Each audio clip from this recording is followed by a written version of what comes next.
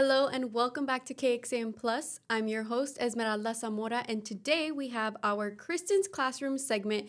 Before last week, we had done this a little different because Kristen was on her field trip in Houston or on assignment, but today she is finally back to join me. Kristen, how are you? Thanks for joining us. Of course, good to be back here in Austin after a week in Space City. Yeah, we missed you so much, but we knew you had so much fun out there. Yeah, I was helping out our sister station, CW Austin, during their morning show. So on air, giving Houston their forecast for 3.5 hours. And so I had some time in the afternoon to do a little exploring down there in Southeast Texas. And so I figured, I'll take a little piece of what I learned in these different stops, those different adventures, and bring them to Austin and do an episode on Kristen's Classroom. Yeah, last week we did our episode on the Moody Gardens Uh-huh. pyramids that you went to, and we had a Yep. lot of comments mentioning that they were interested in taking their kids out there or pitching it to their schools for a Mm-hmm. field trip. So these are awesome topics to talk about because although we live in Austin, everyone likes to travel. Yeah, and it's not too far, 2.5 hours down the road, right in our backyard. You can make it a day trip if you want, but even maybe make it a long weekend, I think, to take advantage of so much that we have not too far away from Central Texas. Yeah, well, this week we are talking about your trip to Space Center Houston. This is NASA Space Center, right? Exactly. Yeah, this was one I was really looking forward to. Being a scientist at heart, I thought this is the perfect opportunity to not only learn a little bit more about, NASA and all their missions myself, but to bring some highlights back to Central Texas. If parents, you're maybe thinking about bringing your kids here, some of the things I wanted to highlight, you can see those pictures there. That's what I wanted to talk about today. The rockets and all the interesting. I think you also mentioned in your article the spacesuits were there.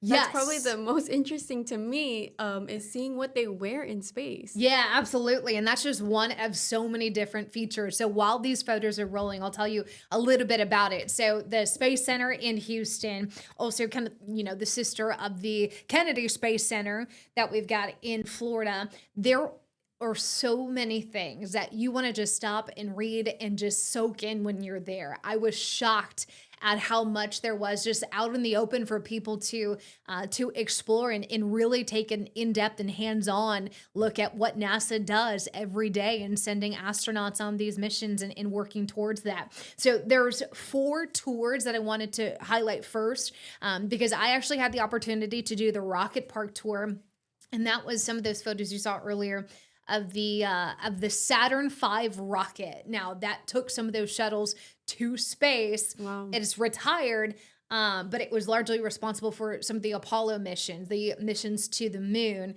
That Saturn V rocket was so much bigger in person than I thought it would. But the Rocket Park tour starts at the Space Center. You get on a little tram. It's not even 5 minutes on this tram ride. You get out and it's a self-guided tour of the George W.S. Abbey Rocket Park. But basically, you're seeing a couple, not only engines, but the big Saturn V rocket. And it walks you through what happens when these rockets do get launched off from those launch pads and how they break apart and such on purpose. But it's the remaining Saturn V rocket is display. I've got some notes here, so if you see me looking down, that's what I'm doing. Because I didn't want to mess it up because I thought this is so cool. The Rocket Park tour is one. You can take a training park tour as well, the training facility. And the training facility tour is where the NASA astronauts that are currently training to go on these missions and where the scientists and engineers are developing some like the next generation exploration equipment. You can kind of see on an elevated walkway down into their warehouse, into their laboratory, if you will, of what they're doing, the astronauts, the engineers, and the scientists. There's also a tour for mission control. So you could see and discover some of the mission control setups of NASA and some that they've used for the Apollo missions and the Gemini missions as well. And then the guided campus tour. So just kind of trams you around all the different parts that NASA Space Center Houston has to offer and all that they do, and seeing the research side of it, seeing the training side of it, seeing just the visitor side of it as well. Now, I will tell you, if any of those sound of interest, you want to make sure to go online and reserve some of those spots because they do book up very quickly, especially, earlier in the day.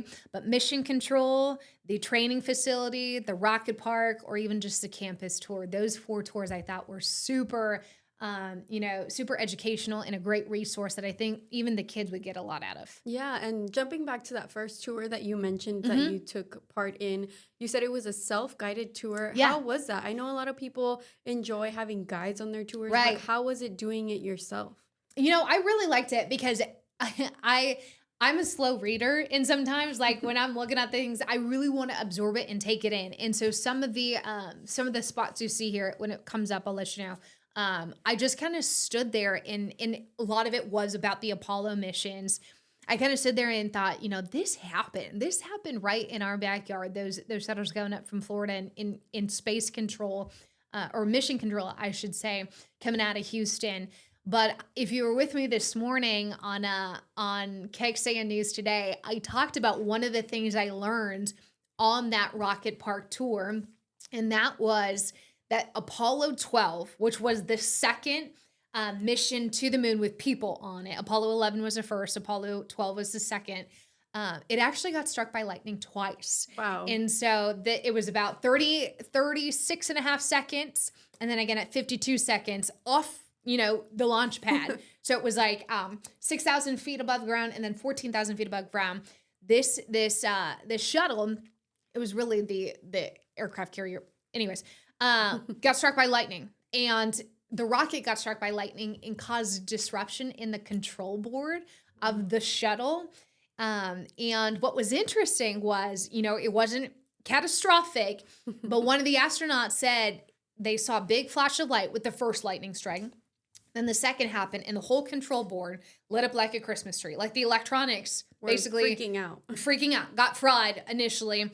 And almost it sounded like it got tripped. And there was a flight controller at Space Center Houston who remembered seeing something similar in a simulation when they were training for Apollo 12.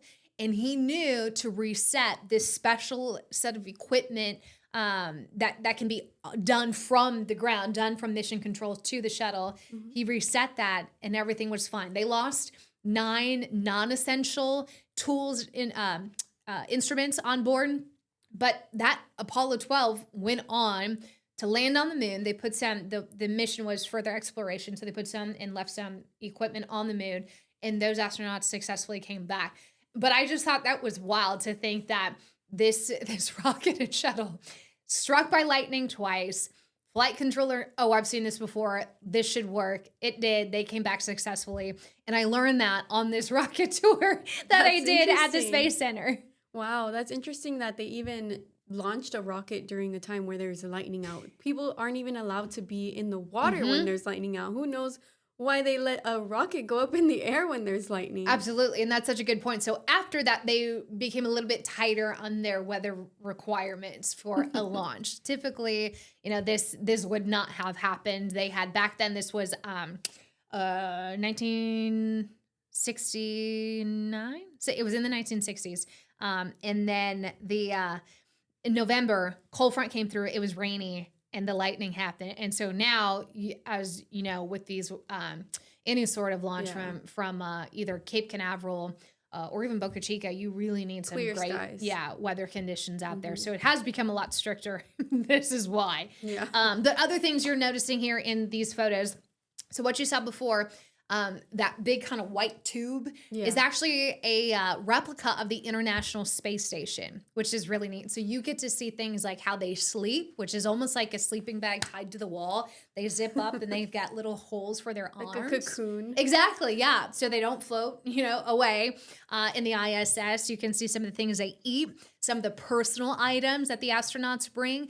And one of the things that I learned was with personal items, each astronaut gets a personal item, but it can't be any bigger than 3 pounds or weigh any heavier, I should say, than 3 pounds.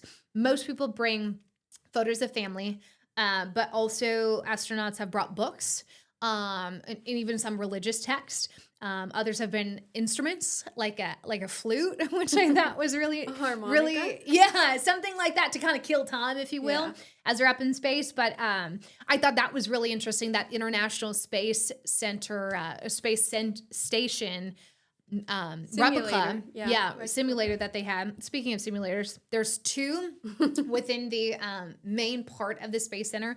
One is virtual reality of a spacewalk, which I thought was, you put on the goggles and you did the spacewalk. Did you do it? I did it. I didn't. There were a lot of students there and kids there. It's summer camp time.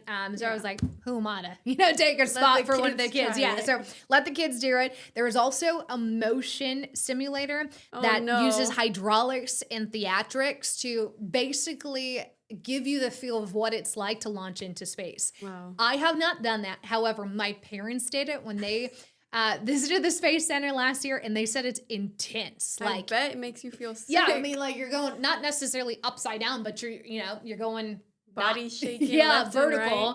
And right. So two different. There's the 4 tours, the 2 simulators. And then a few other things I'll mention because you'll see it here. The wall of all the flight crews with NASA. There's a whole exhibit on all the Apollo missions. A whole exhibit on all the Artemis missions too. So Apollo, or basically, where we've been with the moon, putting man on the moon back in the 1960s. The Artemis missions is basically the future. It's where we're going next. And those Artemis missions, we had one uncrewed mission go up 2022. In 2026, so next April, we are sending 4 astronauts that are not going to land on the moon, but they're going to orbit the moon. A first woman in space on this moon mission, in addition to the first person of color on the moon. Wow. And I just thought that was so cool. And this is happening as we speak. They're training and they're getting ready for this launch 2026 for astronauts, basically testing deep space capabilities there. They're using a new rocket. They're using a new space launch system to get there. And this is going to be from Kennedy Space Center, again, April 2026. So you can see in some of those photos that big exhibit of the Artemis mission of those astronauts getting ready to go.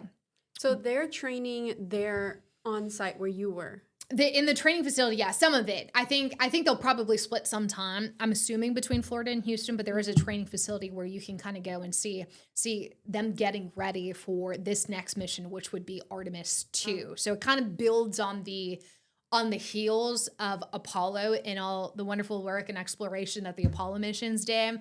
But the Apollo shuttles, the Saturn V rocket that took the Apollo missions up, all of that has since been retired. And so now it's this new launch, if you will, with the Space Launch System, SLS, and the Orion spacecraft. So 4 new astronauts, some, like I said, with the first woman and the first person of color. Not the first woman astronaut, but for this certain mission. Yeah. And I just thought that was really neat. The spacesuit collection that you mentioned, it's basically a collection of the spacesuits over the years, which is really interesting. Can you tell the major difference? Oh, yeah. I mean, nowadays, they look kind of like what you imagine it with the big white suit and the big face shield. Yeah, absolutely. But, we've come a long way. And I made a mention of this on KXAN News, I believe it was Monday. When you're walking through all of these exhibits, all of the different features and the shuttle replica, you really can't help but feel patriotic to think we did that. As a country, we built that. Yeah, we built it. We're on the forefront of exploring, so much of the unknown. And this is a picture of what we're doing with the Mars missions too. Did that say robotic helpers? Yeah, exactly. Wow. So with the missions to Mars, they're thinking of using robots to help. And it had that robot there explaining all the different parts of his suit and all the different data that it would collect, these robots would collect while on Mars. One of my favorites, as far as the exhibits go, is this right here. They have a replica, and you can see it in the back, of a shuttle, Independence shuttle. Independence never actually went up. It's just a replica shuttle that you could walk inside there, and then underneath it is actually the shuttlecraft carrier, carrier aircraft, I should say, the shuttle carrier aircraft, which was in use 223 times. So this gigantic Boeing, which is 159 tons, this huge plane with this shuttle on top of it, and you get to walk through both of them. And I just thought that was so neat. It was in Florida before, and now it's in Houston. If you're bored, you can go on YouTube and you can watch how they transported this gigantic Boeing, this carrier aircraft into the Space Center in Houston and did the shuttle replica on top. So you could basically walk through and almost feel like an astronaut. You can see the mission, you can see the control board, you can see what it looks like in the back of the shuttle. You can sit in their chairs. It's so awesome. Like, I can't tell you, I'm like, wow, this is really a once in a life opportunity for, I think, a lot of kids. And I think kids would get a kick out of seeing how tight some of the spaces are, you know? But yeah, that Independence Plaza, that's the first thing you see when you drive up into Space Center Houston is this gigantic plane with this shuttle on top that you get to walk through. So that's Independence Plaza. Inside is the Space Center exhibit, the International Space Center, the Spacesuit Collection, the Artemis and the Apollo missions features. So you, here on your article, it says some of the notable features, you might have already listed them, but it's Independence Plaza, which is what you're talking about. Yep. The Spacesuit Collection, Artemis exhibit, International Space Station Gallery. Yeah. You walked through that? Yeah, that was a one of like how the astronauts eat and sleep, how they use the restroom. Yeah, you'll learn all of it. And they've got some tour guides there explaining all of this, but you can also read along the walls all the different things that the International Space Station has done too. And that's interesting because we have a show here on KXAM Plus with Eric Henriksen about space. And we've been talking a lot about these astronauts growing their own produce on the moon. So that gallery might look even different in just a couple of years once they start growing their produce. Absolutely. Yeah, you can see they've got a little window featuring some of those experiments that they're doing right now, not only, on the International Space Station, but also all the different things that they're collecting on the moon. And what I love about this too is, this is not history in like period. This is history in our current and future, right? So you can see where we've been with the entire exhibit of Apollo and how we got to the moon. You can see with these tours the astronauts and what they're doing right now.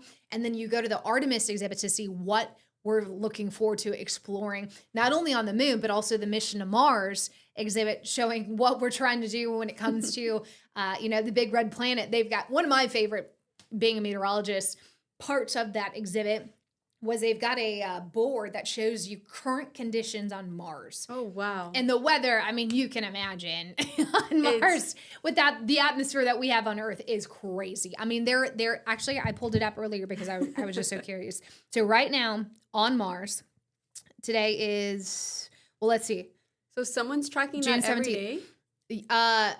This was when I was there, June 17th, the high on Mars was 13 below zero Fahrenheit. The low was 108 degrees below zero Fahrenheit. So we've got the Curiosity rover there, and the Curiosity rover is what's collecting that weather data. But you can see some of the weather observations on this big screen in the Mission to Mars exhibit. So it's so cool. I mean, I could go on and on about this. I will lastly want to share about the kids activities because NASA did it right. They did it right with getting. They knew their audience. They knew their audience. There are so many different kind of like coloring with different papers and opportunities for kids to be hands-on. One of the things I had a picture of it was what would you bring to space? What is your personal item that you would bring to space? And everybody kind of wrote down what it would be. And I thought it was so interesting to kind of read through those, what an 8-year-old would bring to space. Probably a teddy bear. Exactly. If they were to be in that shuttle. I really liked that. There was a coloring opportunity of all these different, there's the Mars on the weather. Temperature. Yep. We talked about the robot guy. This was another rocket in the Mars exhibit. All the pictures of the flight crews, the Apollo missions, where we've landed on the moon, the Artemis mission, what's next on the moon, and this. What would you bring? That is so adorable. Yeah, and this was one of several. There was another one that I really loved. It was, what would your patch look like? So each mission has a different patch. They've been doing this since Gemini 5, which was back in 1965. Every mission and every flight crew creates their own patch. And so there's a part in the Space Center where they've got, coloring pencils and paper, and they have the kids actually make what their own patch would look like. Or you can put your paper over, it's kind of like an elevated, how do I describe this? It would be the patch, but it's permanently glued to the table, and you put your paper and pencil over it so you can kind of trace it, if you will, like you're just rubbing the pencil, so it just creates, to get that shape. Yeah, get the shape and the design of it when you're rubbing it, and so you could actually kind of draw the different patches with the shading of the pencil and outlining it. And I thought that was really neat too. Lots of arts and crafts. Yeah, very much so. And there was a whole other section where you could actually draw a rocket and put it into the computer, and your own rocket would show up on this big TV, and That you could is put it to the moon or to the Mars,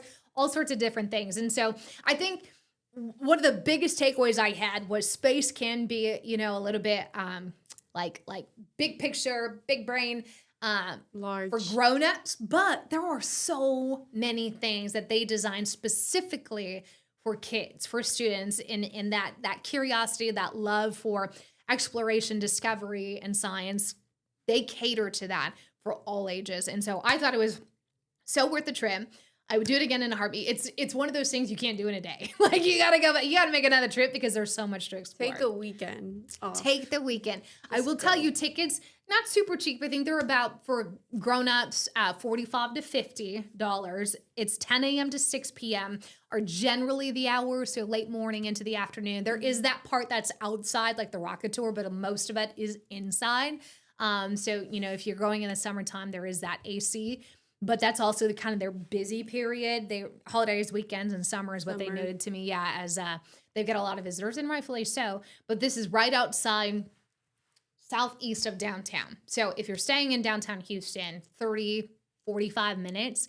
What I did is it's actually between downtown and Galveston. You I went to the Space Center, and then I went to Galveston down to the coast to have dinner because I thought I'm halfway there. But you know, the tours, the simulations, the kids' activities, all the different exhibits, walking through the shuttle, walking through the aircraft carrier, doing the training facility tours and everything. I just thought it was a wonderful experience that I needed to share with our viewers. It sounds wonderful. It was really cool. It sounds perfect for a field trip for a school, right? Yes, and I will tell you, if you're in Girl Scouts or Boy Scouts, they do not only tours, but they do overnight camps. Wow. Where you could actually stay overnight at the Space Center. And I actually had a couple viewers. I had posted about my visit on my Instagram, and a couple viewers reached out saying, I did that with my Girl Scouts. It was so awesome. That is so cute. That is really neat. You know, and I'm not sure if that's too far for some of our Central Texas schools to go, but it'd be worth a shot to the, you know, an email to a teacher, an email to a principal saying, hey, this could be really fun. Yeah, this could be worth it. So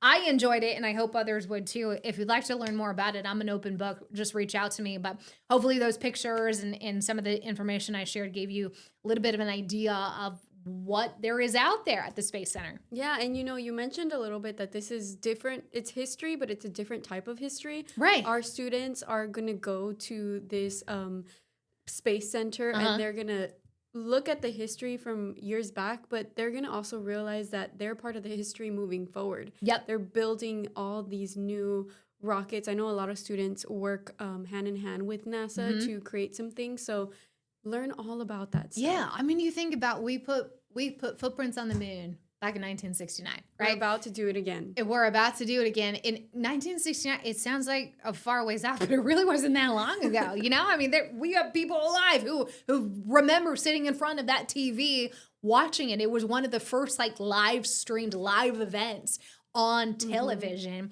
And, you know, I think my grandparents and maybe even my parents, being small, remember where they were when these shuttles went up, when these rockets, you know, attached to the shuttles went up, and the astronauts did their thing. And I just thought it's cool to think that's what our country did, but I think it's even cooler to know like that happened in our backyard. Yeah. Right? Like these shuttles might go out on Cape Canaveral, but Space City is here in Texas, and it's not that far away. It's not. It's real close to us here in Austin. Well, before we talk about your article that's been published today, can we look at your mug? Can you give us a little mug count? Yes. Okay. So I will tell you. So this is my new NASA mug. I spent maybe 3 hours at the Space Center, and I'm like, oh, I'll just stop in the gift store. Mistake. their gift store, 10 out of 10. I mean, they've got the coolest. Cooler than stuff. Target? Cooler, girl. I got, this coffee mug. I got a little keychain of the Endeavor with my name on it, of course. Aww. And then I got these oven mitts that look like astronaut gloves. And it was just like, it was one of those things I'm like, I need none of this, but you need it. I need it. Mm-hmm. There are so many cute things in there. I say cute. I think that's a wrong word. Cool. Just interesting, cool. So many different things for kids. I mean, an entire Lego set of the Endeavor. Wow. They've got spacesuits for kids. Space jackets, all sorts of different mugs. I mean, this is the one I wanted the NASA mug. I wanted to be able to look at this in the morning and think, yeah, that was a fun trip. Yeah, I went there. But they had a mug that had like the little like throttles on the bottom. Like a rocket? And it was in the shape of a rocket. That almost came home with me. So many, if you have a space loving friend, family, kid, you gotta check out that gift store because Christmas is around the corner. I would have come home with a lot more, but I was confined to a suitcase, and it was the perfect kind of opportunity. I thought, okay, I'm gonna get at least a little souvenir of my time here. But also being a scientist, I love supporting NASA in exploration of the future, especially with deep space. So I felt less guilty when I got all this stuff coming home with me. And who doesn't stop at a gift shop when you go somewhere cool like that? It was one of those things I had to. I couldn't walk out without it. Yeah, you had to. Well, we have your article that you published this morning here on our website, cakesand.com. And on this article, it talks a little bit about your field trip to the Space Center. And it has all those images that we showed right now on our live stream. Is there anything else here that you want others to know about? I don't think so. I know that was a lot of me talking and throwing information at y'all. If you have anything that you are questioning or want more information, like I said, reach out to me. Instagram, Facebook, or even email is probably the best way to get a direct question to me. But I am happy to share. I had such a wonderful time. Obviously, they're not paying me to go. I did it personally / selfishly because I wanted to learn more. But also I thought this was a fantastic opportunity to share, like I said, with some of the students and kids and big kids here in Central Texas about what there is to offer right down the road. Yeah, and personally, I'm so happy about your field trip to Houston because we get to talk about it here on Kristen's Classroom. Can you give us a quick little snippet of what we'll see next week? Next week's going to be the zoo. The zoo? Yes. So, we've been talking on air a little bit about how zookeepers keep animals cool. And we talked about the Houston Zoo. This morning it was the Eastern Tennessee Zoo, the Bright Zoo out there. But I had the opportunity to walk through the Houston Zoo, and it is very much catered to a warm climate like we have here in Texas. So I'm going to be bringing you not only, what you can expect if you're visiting, but also some of the different ways that they were very smart and clever in keeping visitors cool. And then we'll talk a little bit more about the conservation and the preservation of some of those, threatened species that you'll be able to see at the Houston Zoo and how you can kind of further help keep them safe. That's awesome.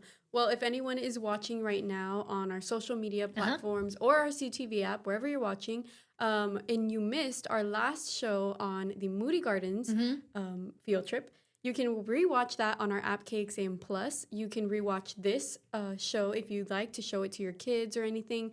You can rewatch that on our app KXAM Plus. And you can also watch next week's show when it airs next week on KXAM Plus. Yep, same time, same place. Yes. Thanks so much for joining us, Kristen. We'll see you next week. Of course, see you then.